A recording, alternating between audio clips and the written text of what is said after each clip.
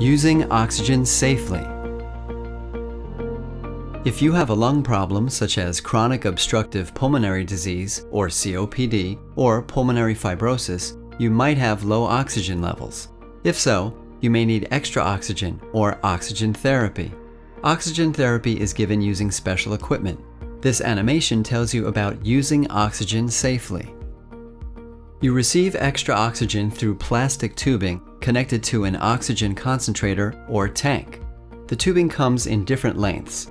If it is very long, you may want to hold the extra tubing while moving around your home, get tubing that lies flat, or consider other ways to manage it.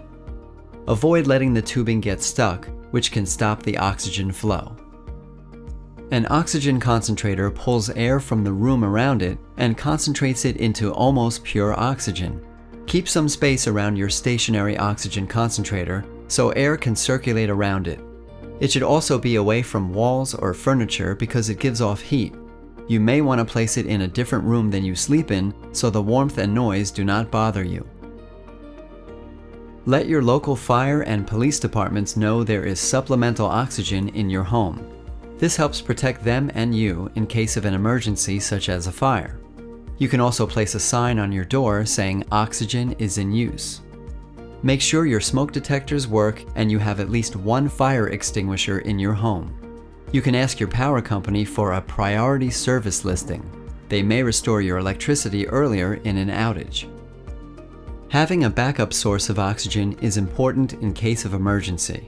If you depend on a concentrator that plugs into the wall, your supplier should provide a backup oxygen system in case of a power outage. Carry extra portable oxygen concentrator batteries, a car charger, or extra oxygen tanks when you leave home, so you always have a backup oxygen supply. Keep the phone number for your oxygen supplier in a place that is easy to find. Make sure any caregivers know where it is. Also, keep other important numbers nearby, such as the number for your doctor's office. Keep your phone charged and with you so you can get help quickly. In a car, place your oxygen in a secure place where it cannot tip over. You can use a seatbelt to hold it in place. Never leave oxygen in a hot car or store it in the trunk. Keep a window open slightly while traveling to allow air to circulate. Do not smoke or ride with anyone who smokes.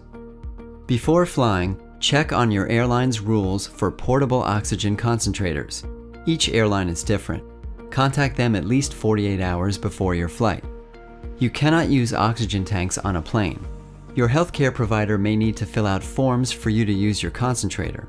You also need enough backup batteries for your entire travel time, plus extra in case of delays. For travel by bus, train, or cruise ship, be sure to contact the ticket office well ahead of time to discuss any requirements. Be sure to bring your oxygen prescription with you. Some companies offer cruises specifically for people who use oxygen. Avoid oil-based lip balms, makeup, and lotions. Products with oil or petroleum jelly are flammable. You can use aloe vera or another water-based moisturizer.